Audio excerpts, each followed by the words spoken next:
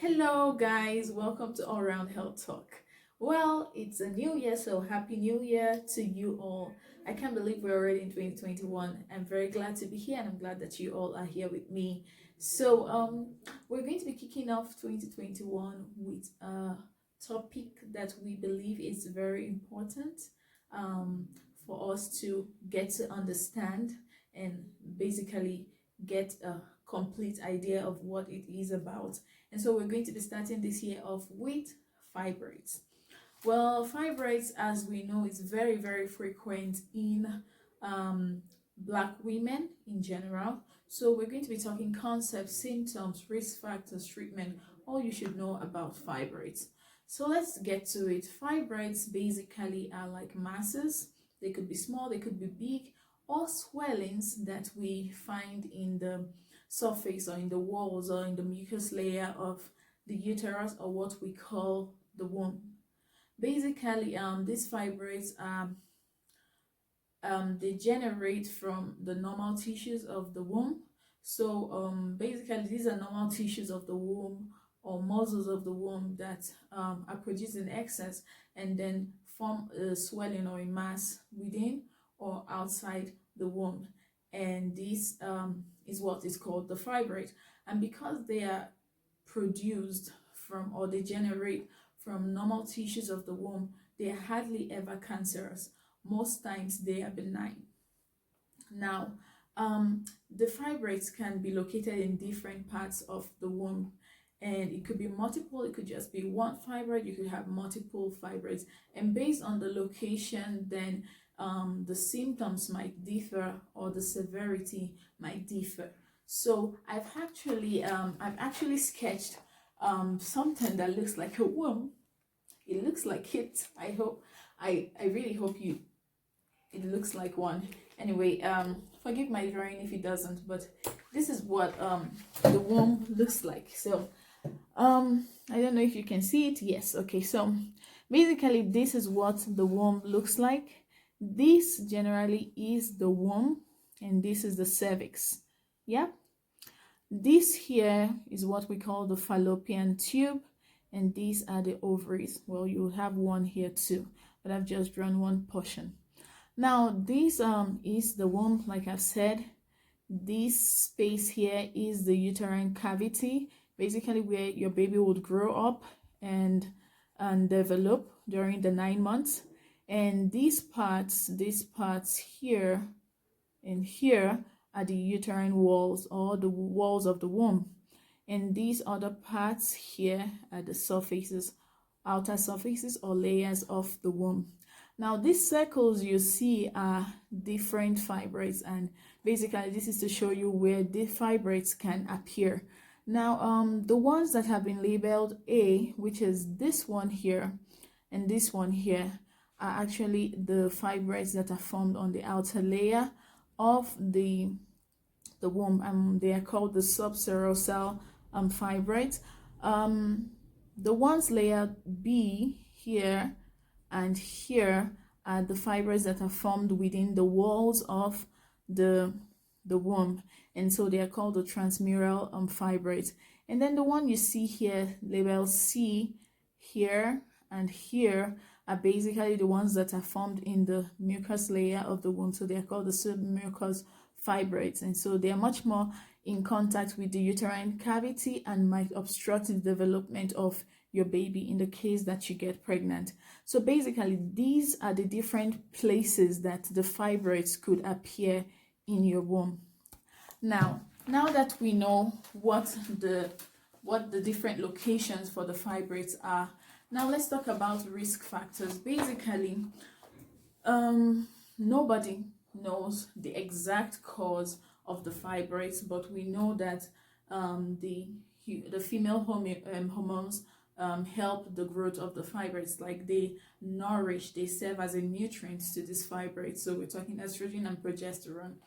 Now what are the risk factors? What are the factors that can increase your chances of having fibroids?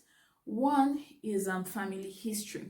Now if your mom or your sister has had a fibroid, then you have a chance, or you stand a risk of having fibroids. There is also what we call the menarche, which is like the early menarche. Menarche is like the age at which a woman starts to menstruate. So people who have early menarche, like those who begin to menstruate at the age of 10, some people menstruate at the age of 9, those people who start an early menarche or who have an early menarche have a high risk of having fibroids. Now, there are cases of race, which is much more frequent in Black people. And so, as a Black woman, you have a risk of having fibroids. There is also age. Now, women who happen to be in their reproductive ages, from puberty upwards, getting to 50, have a high risk of having fibroids. Now, there is something that has also been identified, that women who are in the menopausal phases of their lives rarely have fibroids, basically because these hormones, these female hormones at the menopause stage, begin to decrease. And so because fibroids need nourishment from these hormones, as a woman who is in menopause, you barely have these hormones, and so even if you had fibroids before, it begins to shrink at this age. Now, there is also a risk for those who have a high blood pressure, people who are obese, people who have diabetes. So most of these basically are the risk factors for a woman to have fibroid. But I want to make something clear, that basically more than half of the women in their reproductive age have a high risk of having fibroids. What are the symptoms to make you suspect that you have fibroids? In most cases, fibroids are asymptomatic, which means that they do not show symptoms. We know in Africa that a woman with a very huge stomach, a huge abdomen, basically that when you picture someone with fibroid, you picture a woman with a large abdomen. But there are cases where they do not actually have a large abdomen. So sometimes fibroids are asymptomatic, and other times they actually have symptoms. Now, if you happen to have a fibroid that is symptomatic, what are the symptoms you would see? You would probably experience pelvic pressure or pain. You would experience abnormal bleeding. That means your period, your menstruation would be very heavy and very prolonged. Also, you will experience bleeding in between your menstrual cycle, like you bleed in between each menstruation. You can have pain while you urinate, pain during sex. You could have the need to always pee, or you would have difficulty retaining your urine. You could also have infertility. You could have miscarriages. So those are also signs of you having a fibroid. And then obviously the enlarged abdomen. These are different symptoms that a woman who has fibroid would present if she has a symptomatic fibroid.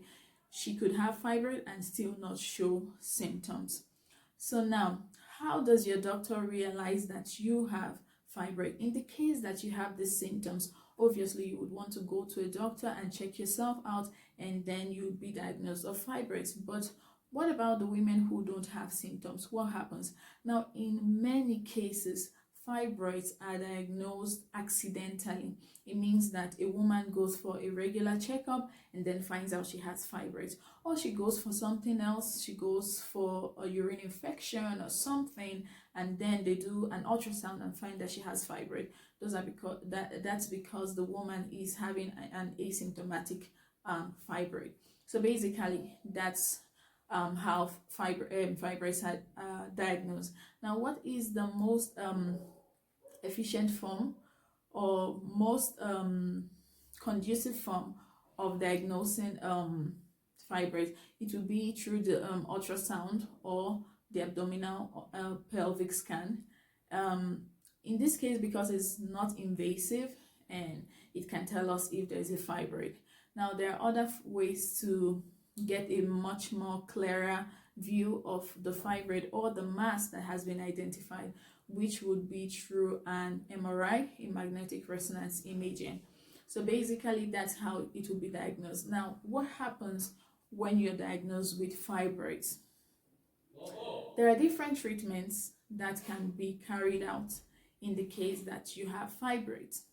Now, there is what we call the conservative management. In this case, you would carry it out in people who have very small fibroids and are asymptomatic and basically do not have any complications or any serious problems from these fibroids, and they're probably close to their menopause stage, or they're already in menopause. So you basically just let them be. All you do will be to give them analgesic like pain medicines, and obviously medicines to help with controlling or maintaining the hemoglobin level, because yes, one of the symptoms of fibroid would be anemia. Since you're going to be bleeding a lot, you're going to be losing blood, and so you're going to be anemic. And so for the conservative treatment, basically we're working with pain meds and medications to control your hemoglobin level. Now, there are other ways to treat this fibroid, which is the medical treatment. Now, the medical treatment can be used in two ways. It could be a standalone therapy, which is when you use it to treat women who for some reason have surgery as prohibited. So a woman who probably cannot have surgery because of one or two health factors, or basically is not having a serious or a severe fibroid situation, then you would want to use medications. In this case, you would give them medications to control their symptoms, to reduce bleeding and all that.